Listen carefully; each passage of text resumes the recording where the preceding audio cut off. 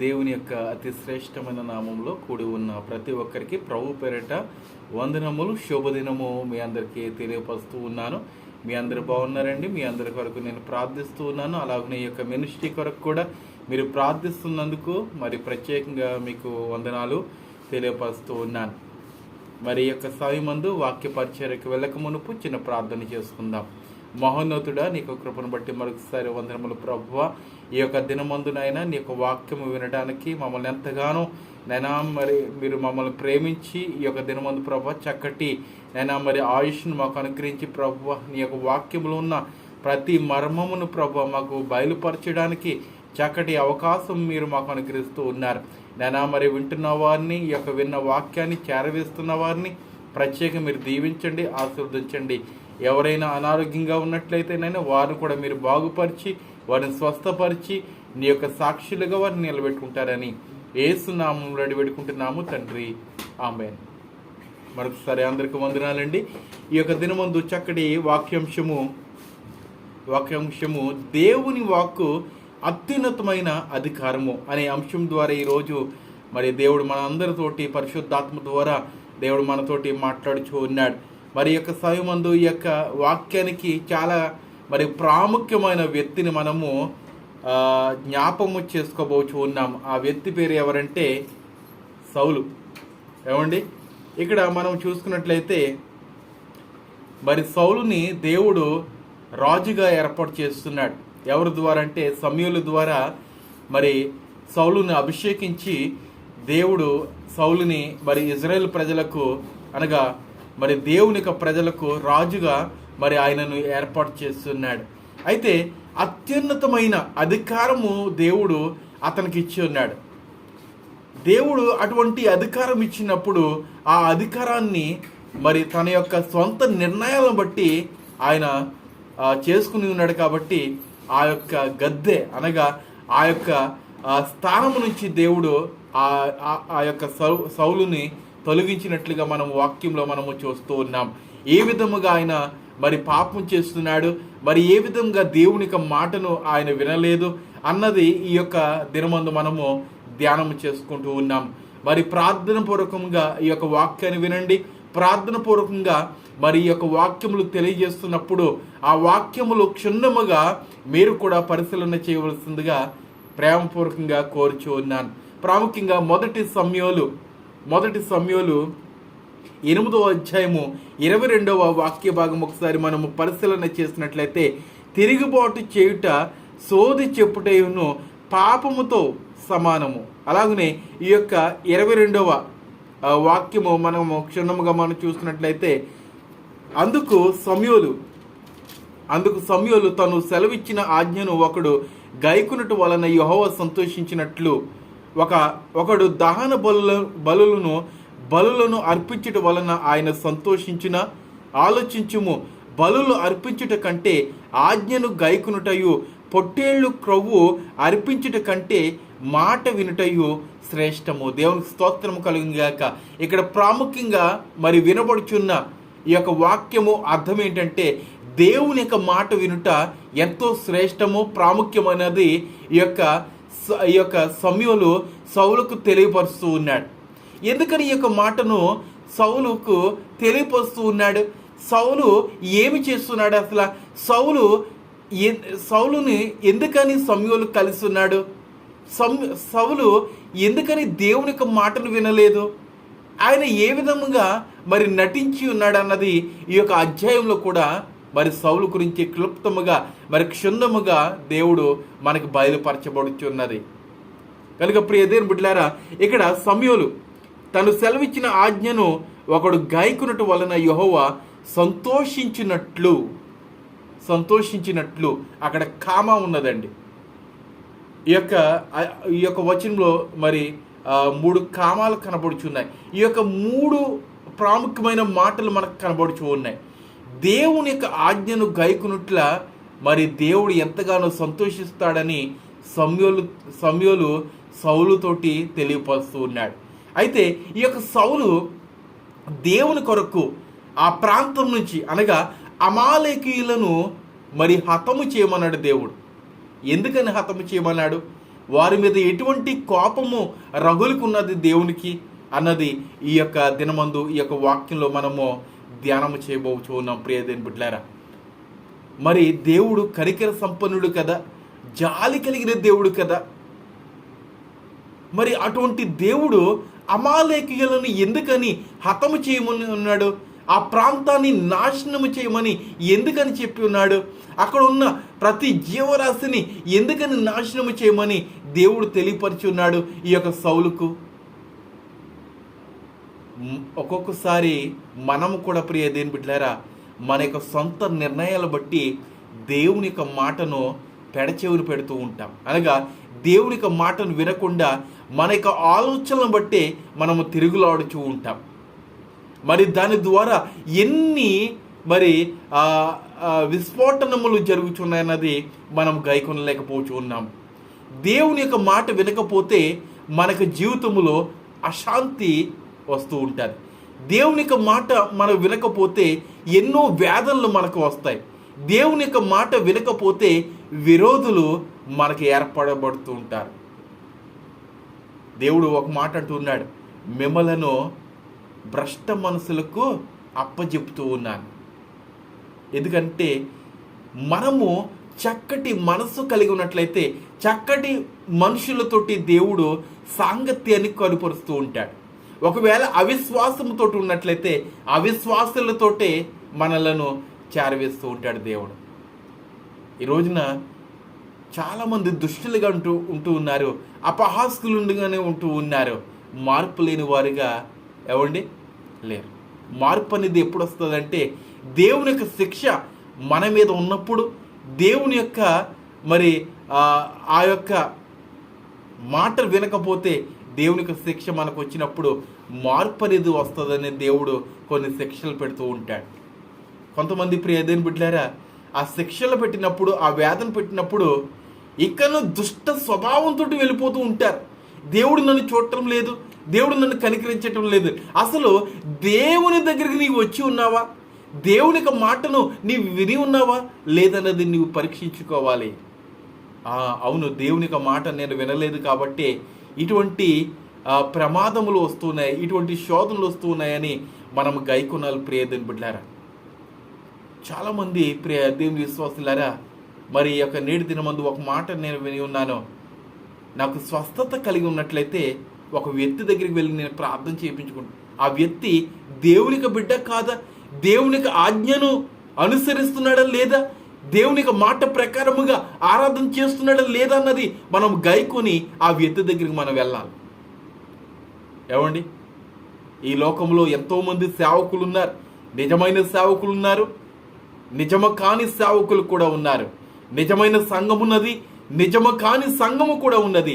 నిజము కాని సంఘము దగ్గరికి వెళ్ళి నీవు ప్రార్థన చేయించుకున్నట్లయితే గొప్ప కార్యము జరుగుతుంది. కానీ స్వల్పముగా మాత్రమే, స్వల్పకాలమే ఆ యొక్క గొప్ప కార్యము. చివరి దినాల్లో నుండి ఆ యొక్క సాతానుడు ఎన్నో గొప్ప కార్యములు, సూచక కార్యములన్నీ చేస్తాడని మరి ప్రకటన గ్రంథంలో కూడా తెలుపబడుచున్నది. ఈ నేటి దినాల్లో ఆ యొక్క అబద్ధ ప్రవక్తలు కూడా ఎన్నో గొప్ప కార్యములు చేస్తూ ఉన్నారు. చాలామంది ఆ గొప్ప కార్యములను చూసే వారి యొక్క సంఘాలకు వెళ్తున్నారు, వారి యొక్క ప్రార్థనలు ఏకీపిస్తూ ఉన్నారు. అయ్యా, నిజమైన సంఘం ఉన్నది కదా, నిజమైన సంఘంలో ఎందుకని గొప్ప కార్యములు జరగట్లేదంటే మనము విశ్వాసముతోటి కనిపెట్టుకోవాలి. ఈ రోజున ప్రియ దేవుని బిడ్డలారా, ఉరక్కపు వలె సంఘాల వెంబడి ఉరుగుతూ ఉన్నారు. ఈ సంఘంలో స్వస్థత ఉంటే ఈ సంఘంలో ఉంటున్నారు, ఈ సంఘంలో స్వస్థత లేకపోయినట్లయితే వేరొక సంఘాలకు వెళ్ళిపోతున్నారు. స్వస్థత అంటే వెంటనే నీవు అనుకుంటే వచ్చేది కాదు. నీ మనసును ముందుగా మార్చుకోవాలి. నీ యొక్క మనసును మార్చుకుంటే స్వస్థత నీకు అది తదుపరిగా నీకు వస్తూ ఉంటుంది. అయితే ప్రియ దేవుని బిడ్డలారా, ఈ యొక్క సౌలును మనం జ్ఞాపకం చేసుకున్నట్లయితే ఈ యొక్క సౌలు దేవుని యొక్క మాటను వినలేదు. దేవుడు ఎంతగానో ప్రేమించి ఇతనిని అభిషేకించి ఇజ్రాయేలు ప్రజలకు ఒక రాజుగా ఏర్పాటు చేస్తున్నాడు.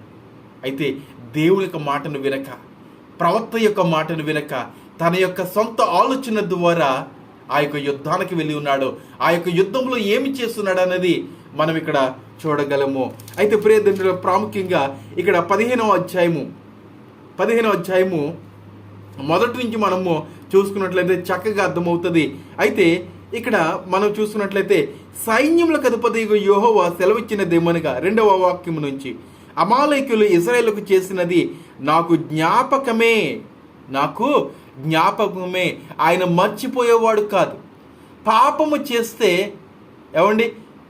ఆ పాపాన్ని ఇంకను కొనసాగించినట్లయితే దేవుడు అతనిని మర్చిపోవడం. ఒకవేళ పాపము చేసి ఇదిగో అయ్యా నేను పాపము చేస్తున్నాను నన్ను క్షమించు అంటే దేవుడు నిన్ను క్షమిస్తాడు. నిన్ను క్షమించి తరతరాలు నిన్ను దీవిస్తాడు. అది వాగ్దానము, దేవుని యొక్క వాగ్దానము. అయితే ప్రియ దేవుని బిడ్డలారా, వారిని దేవుడు జ్ఞాపకం చేసుకున్నాడు. వారు ఐగుప్తులో నుండి రాగానే, అనగా ఇశ్రాయేలు ప్రజలు 430 సంవత్సరములు ఐగుప్తు ప్రాంతంలో బానిసత్వము, ఎంతగానో కఠినమైన వేదనను వారు అనుభవించి దేవునికి మొక్కుకున్నారు. ఏమనంటే అయ్యా మమ్మల్ని విడుదల చేయము అని. దేవుడు వారిని విడుదల చేసి ఐగుప్తు ప్రాంతం నుంచి కానాను దేశానికి నడిపిస్తూ ఉన్నాడు. అయితే ప్రియ దేవుని బిడ్డలారా, వీరి యొక్క మార్గ మధ్యలో వారు ఐగుప్తు నుండి రాగానే అమాలేకులు వారికి విరోధులై మార్గమందు వారి మీదకు వచ్చిరి కదా. కాబట్టి నీవు పోయి కనికరింపక అమాలేకీయులను హతము చేయొచ్చు, పురుషులనేమి, స్త్రీలనేమి, బాలులనేమి, పసి పిల్లలనేమి, ఎద్దులనేమి, గొర్రెలనేమి, ఒంటెలనేమి, గద్దభాములనేమి అన్నిటినీ హతము చేసి వారికి కలిగినదంతయు బొత్తుగా పాడు చేసి అమాలేకులను నిర్మూలము చేయమని చెప్పాను. అమాలేకీయుల యొక్క సొంతముగా ఏదైతే ఉన్నదో, అనగా ఆ యొక్క పాడి పశువులు కానీ, గద్దభాములు కానీ, ఒంటెలు కానీ, గుర్రములు కానీ, రౌతులు కానీ ఏమైతే ఉన్నావో, మనుషులు, పసిబిడ్డలు, స్త్రీలు, పురుషులు, ప్రతి ఒక్కరిని దేవుడు ఏం చేయమన్నాడు? హతము చేయమన్నాడు. ఎందుకంటే నా దేవుడు రోషము కలిగిన దేవుడు. తన యొక్క ప్రజలను ఎవరైనా హింస చేసినట్లయితే ఆయన ఊరుకునే దేవుడు కాదు. ఈ రోజున చాలా మంది హింసకు గురవుచూ ఉన్నారు. దేవునికి సేవకులు, దేవునికి విశ్వాసులు ఎంతో మంది హింసకు గురవుచూ ఉన్నారు, ఉమ్ము వేయబడుచూ ఉన్నారు, పిడిగుద్దులతో గుర్తించుకుంటూ ఉన్నారు. అయినను కూడా ఇదిగో మీకు ఒక నిరీక్షణ కలిగి ఉన్నది. ఆయన యందు విశ్వాసము కలిగి ఎవరి ద్వారా అయినా మనము హింసించబడితే మనం ఎంతో ధన్యత పొందుకున్న వారమే. దేవునికి స్తోత్రము కలుగును గాక. దేవునికి సేవ చేస్తున్నప్పుడు మన హింసకు గురవచ్చున్నప్పుడు ఇదిగో నాకు ఈ యొక్క సేవ నాకు అవసరం లేదు, ఈ యొక్క మాట నేను అవసరం లేదు, నేను చెప్పవలసిన అవసరం లేదు.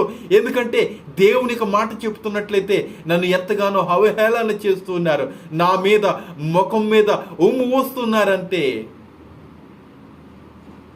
ప్రియ దేవుని బిడ్డలారా, ఇశ్రాయేలు ప్రజలు ఘోరమైన పరాభవము పొందుకున్నప్పుడు దేవుడు వారిని చూస్తున్నాడు. అమాలేకీయులను హతము చేయాలని ఆయన అనుకున్నాడు. ఎందుకంటే కోడే తన పిల్లలకు హాని జరగకుండా తన యొక్క రెక్కల కింద ఎంతగానో కాపాడుకుంటుంది. పైనుంచి ఏదైనా గెద్ద వచ్చినప్పుడు ఆ గెద్దతోటి పోట్లాడుతూ ఉంటుంది.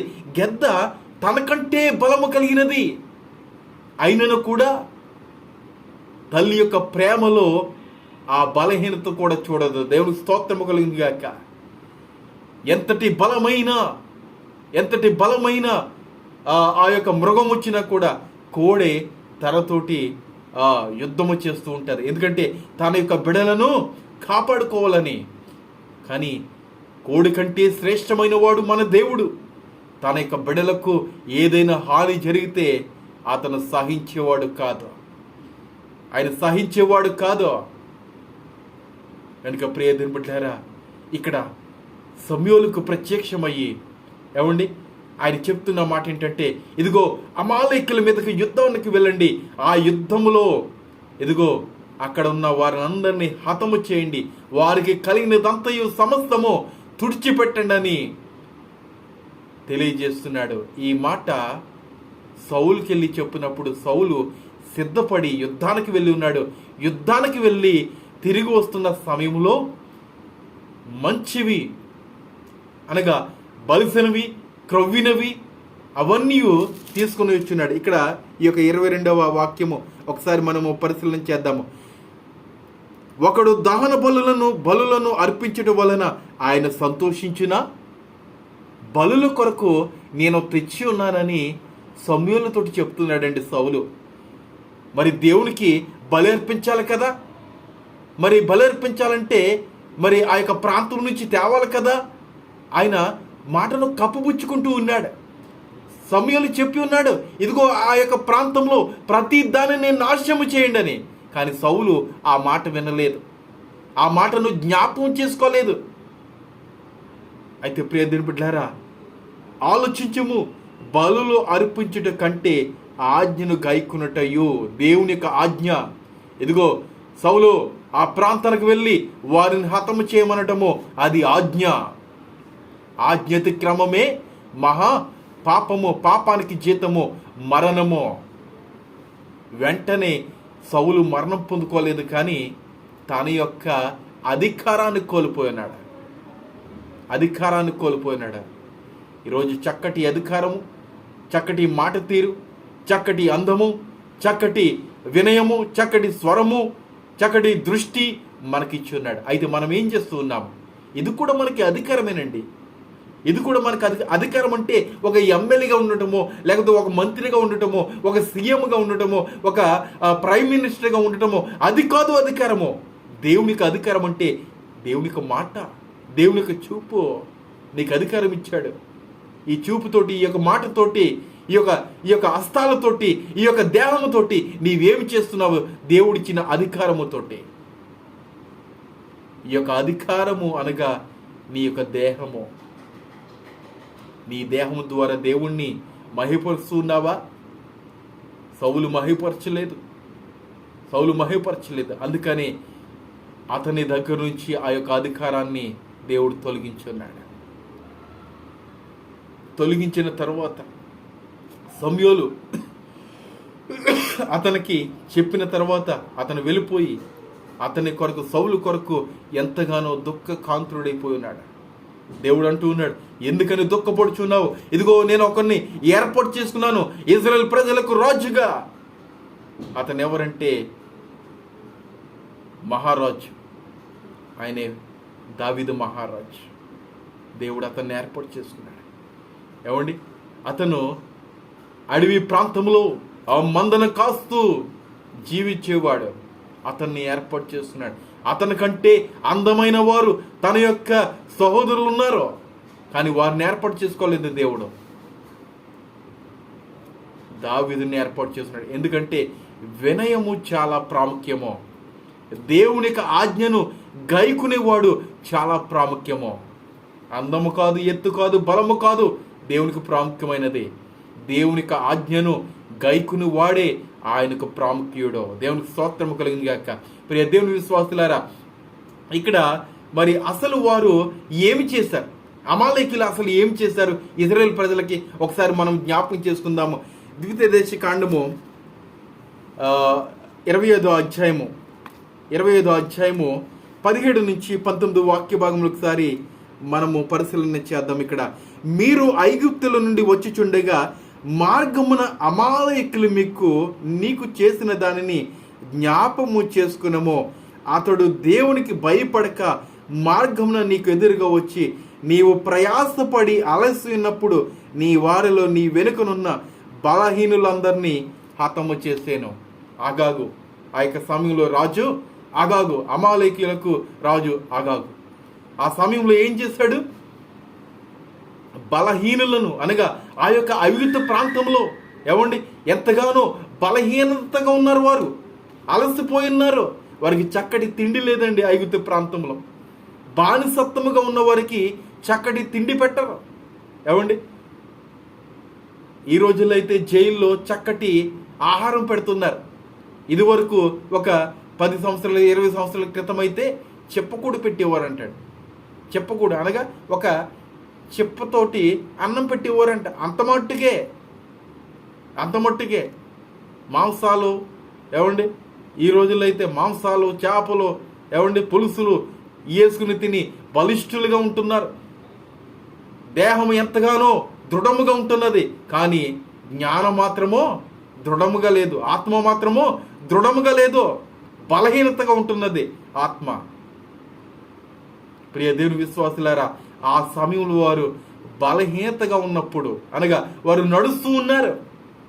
ఈ రోజుల్లో అయితే కార్లు ఉన్నాయి, రైళ్ళు ఉన్నాయి, విమానాలు ఉన్నాయి.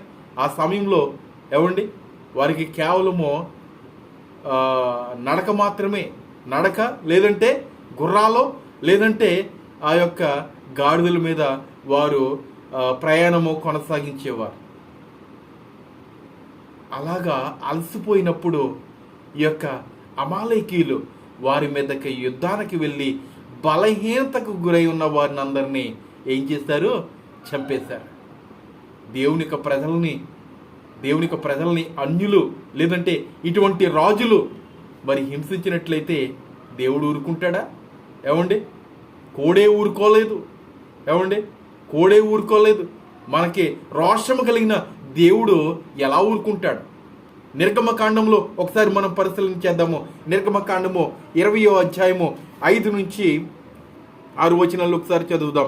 ఏలయనగా నీ దేవుడిని యెహోవానగు నేను రోషము కలిగిన దేవుడను, నన్ను ద్వేషించి వారి విషయంలో 3-4 తరముల వరకు తండ్రుల దోషమును కుమారుల మీదకి రప్పించును, నన్ను ప్రేమించి నా ఆజ్ఞలు గైకున్న వారిని 1000 తరముల వరకు కరుణించి వాడును. ఏమండి, నా ఆజ్ఞలను గైకున్న వారిని నేను 1000 తరముల వరకు కరుణిస్తాను. ఎలా అనగా నీ దేవుడిని యెహోవానగు నేను రోషము గల దేవుడను, నన్ను ద్వేషించి వారిని నేను క్షమించను. అనగా దేవుని యొక్క కుమారులను ద్వేషించినట్లయితే, కుమారులను శిక్షించినట్లయితే, దేవుని యొక్క కుమారులను దేవుని శిక్షించినట్లే, దేవుణ్ణి అవమానపరిచినట్లే. మరి ఈ యొక్క ప్రజల్ని చంపేశాడంటే మరి దేవుడు ఊరుకుంటాడా? ఊరుకోడు. అందుకని ఆగాగుని తొత్తనీయులుగా నరికి చంపేశాడు. ఆ యొక్క ప్రజలను కూడా తొత్తనీయులుగా ఆ యొక్క ప్రాంతంలో రక్తము ఏరులై పారిపోయినదండి. అలాగున దేవుడు చేయించున్నాడు. అయితే సౌలు చేసిన మరి చెడ్డ కార్యం ఏంటంటే, ఆ యొక్క ప్రాంతం నుంచి ఏదియో ఈ యొక్క ప్రాంతానికి తీసుకురాకూడదు అనేది నియమము. అలాగున చేసినాడు కాబట్టి సౌలు దగ్గర నుంచి ఆ యొక్క అధికారము కోల్పోయి ఉన్నది. అత్యున్నతమైన అధికారం అండి దేవుడిచ్చుకున్నాడు. అయితే ఆయన కోల్పోయినాడు. మొదటి సమూయేలు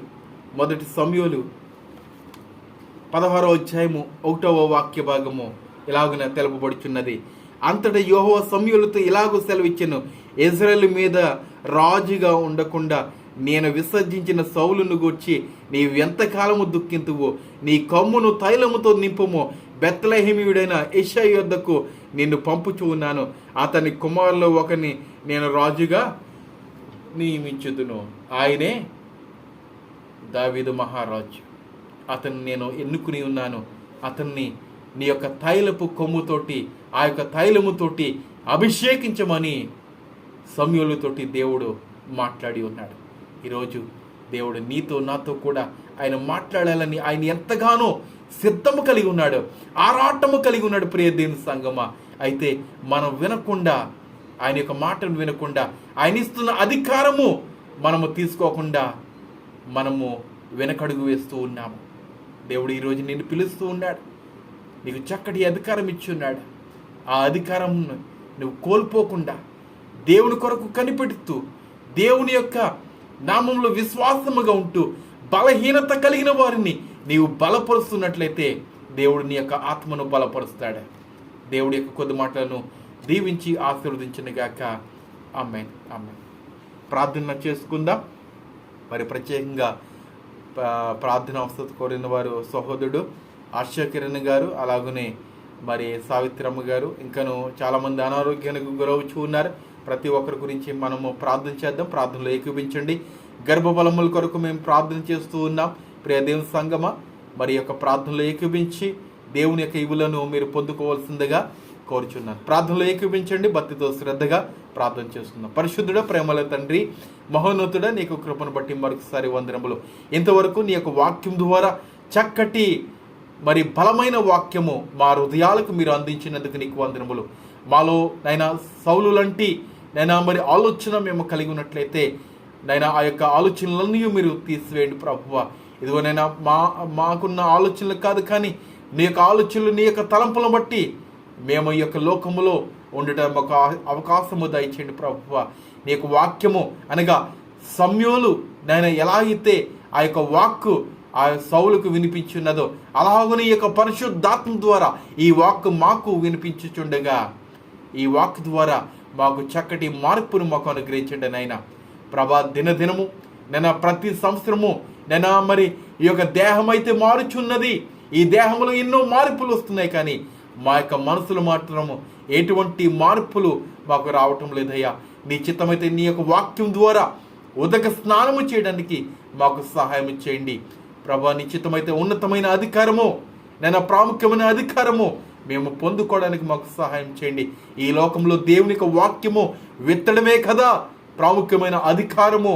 ఆ అధికారము ప్రతి ఒక్కరికి మీరు ఇచ్చి ఉన్నారయ్యా ప్రభా. ఆ అధికారాన్ని మేము సద్వినియోగము చేసుకుని ఎన్నో ఆత్మలను రక్షించడానికి మీరు మాకు సహాయం చేస్తున్నట్టు ఉన్నాం.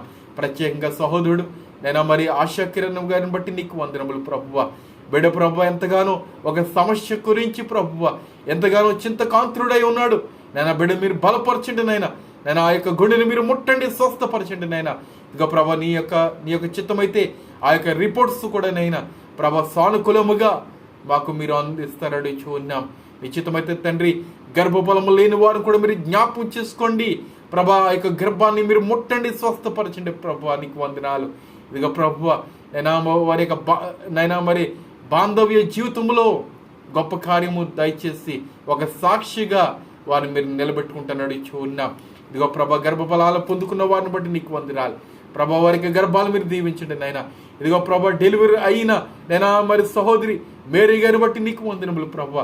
చక్కటి బిడ్డను మీరు ప్రసాదించి ఉన్నారు. తల్లిని బిడ్డను వేరుపరిచినందుకు నీకు వందనములు ప్రభువా. ఆ బిడ్డకు కావాల్సిన ఇవులన్నీ ఆరోగ్యమన్నీ మీరు అనుగ్రహించండి ప్రభా. నీకు వందనాలు. మా యొక్క సంఘాలు మీరు దీవించండి, అధికారులు మీరు దీవించండి, నాయకులు దీవించండి, విశ్వాసులు మీరు దీవించండి ప్రభువా. స్వస్థత వరాన్ని ప్రతి సంఘంలో మీరు దయచేయనుగాక నీకు వందనములు. ఇదిగో ప్రభా ఇశ్రాయేలు ప్రాంతంలో ఉన్న బిడ్డలు మీరు దీవించండి ప్రభువా. అలాగే ఆయా దేశాల్లో ఉన్న బిడ్డలు మీరు దీవించండి ప్రభా. నీకు వందనాలు. ఇదిగో ప్రభా ప్రాముఖ్యంగా సావిత్రమ్మ గారు మీరు జ్ఞాపకం చేసుకోండి. వారు ఎంతగానో ప్రభా ప్రయత్నం చేయించి ఉన్నారు నేను వారి యొక్క గృహమునకి రావడానికి ప్రభా. వారి యొక్క ప్రయత్నాలు మీరు సఫలీకృతం చేయండి ప్రభా. నీకు వందనాలు. ఇదిగో ప్రభా అలాగే నేను శాంతిని కూడా మీరు ముట్టి స్వస్థపరిచినందుకు నీకు వందనాలు. ఇంకా బిడ్డను మీరు ముట్టండి, స్వస్థపరచండి నైనా. అలాగనే ప్రభువ నేను మరి వారి యొక్క తల్లి గారిని కూడా మీరు జ్ఞాపకం చేసుకోండి, ఆశీర్వదించండి ప్రభువ. నేను నిశ్చితమైతే ప్రభువ నేను మరి ఎవరైతే అనారోగ్యంగా ఉండి ఈ యొక్క ప్రార్థనలో ఏకీపిస్తున్నారు ప్రతి ఒక్కరిని మీరు ముట్టండి, స్వస్థపరచండి. ఇక ప్రభు నీ యొక్క చిత్తమైతే ప్రభువ ఈ వాక్యం అందరికీ నేను మరి వినికుళ్ళు మీరు దయచేసుకొని నీ యొక్క కృపచాటున వారిని మరుగుపరుచుకుంటారని నిశ్చితమైతే నాకు నా ఆర్థిక సమస్యను కూడా మీరు తొలగించండి. రాబోచున్న ఎగ్జామ్స్లో కూడా మంచి జ్ఞానము నాకు అనుగ్రహించి మీరే మహిమత పొందుకుంటారని నిశ్చితమైతే ప్రభువ విరువుగా నీ యొక్క సేవలో వాడుకోండి ప్రభువ. నాకున్న బలహీనత కూడా యేసు నామములో తొలగించి నీ కృపచాటు మరుగుపరుచుకుంటారని నజరేయుడైన యేసు నామములో ఈ కొద్ది విన్నపంలో అడిగి పెట్టుకుంటున్నాము తండ్రి. ఆమేన్, ఆమేన్, ఆమేన్. అందరికీ వందనాలు. శుభదినము. దేవుడు మీ యొక్క కుటుంబాలని దీవించి ఆశీర్వదించును గాక. ఆమేన్, ఆమేన్.